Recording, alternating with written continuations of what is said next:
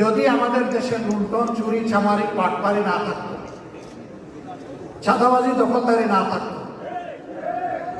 যদি নির্বাচিত প্রতিনিধিগণ, এটা সংসদ হোক অথবা স্থানীয় সরকার হোক, সব জায়গায় যদি তারা সততার পরিচয় দিতেন, আমি যতটুকু বুঝি এই বাংলাদেশ সত্যি আগের এক সরকার বলে গেছিল না, সিঙ্গাপুর, সাংঘাই, কি জানি, কানাডা বানাডা অনেক কিছু বলে গেছে না, রিয়েল ওইরকমই একটা দেশ। তারা ঠিকই সিঙ্গাপুর, সাংঘাই এবং কানাডা তৈরি করেছে, তবে 18 কোটি মানুষের জন্য নয়, তাদের নিজেদের জন্য।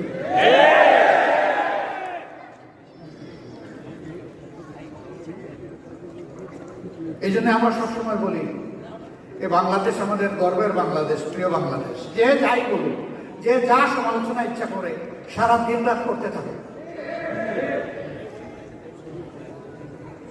এর প্রমাণ আমরা চেষ্টা করছি দেওয়ার।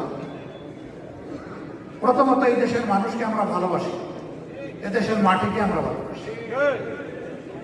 এই জন্যে অনুকূল প্রতিকূল সকল অবস্থায় আলহামদুলিল্লাহ আমরা এই দেশে আছি।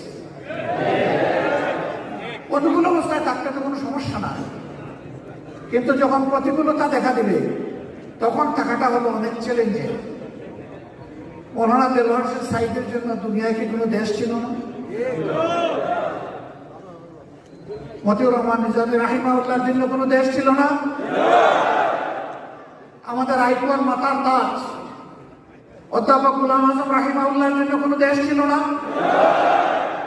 বহু দেশ আমাদের কাছে প্রস্তাব দিয়েছে, এরা শুধু তোমাদের দেশের সম্পদ নয়, এরা বিশ্বের মুসলমানদের সম্পদ, তোমরা আমাদের জন্য কিছুদিনের জন্য তাদেরকে দিয়ে দাও। আমরা তাদেরকে জবাব দিয়েছি, আপনাদের আন্তরিকতায় আমরা মুগ্ধ, ভালোবাসায় মুগ্ধ। আপনারা দোয়া করতে থাকেন, যতদিন আল্লাহ হায়াত দিয়েছেন তারা যেন মর্যাদার সাথে এই দেশে থাকতে পারেন। কিছু নপুংসক বলে মর্যাদা আল্লাহ যারে দেয় তার কি জেলে যাওয়া লাগে? আরে তোমরা তো আগে বলেছিলে, এখন তোমাদের ব্যাপারে আমরা কি বলবো একটু বলো তো।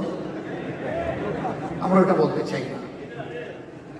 এরা বিবেকহীন, বুবা, বেওকুফ। আল্লাহর নবীরা জেল কেটেছে, তার নবীর উম্মতদের সেই সুন্নাত পালন করতে হবে না? আমাদের নবী কিন্তু একজন না, আমরা এক নবীর উম্মত, কিন্তু আল্লাহ সমস্ত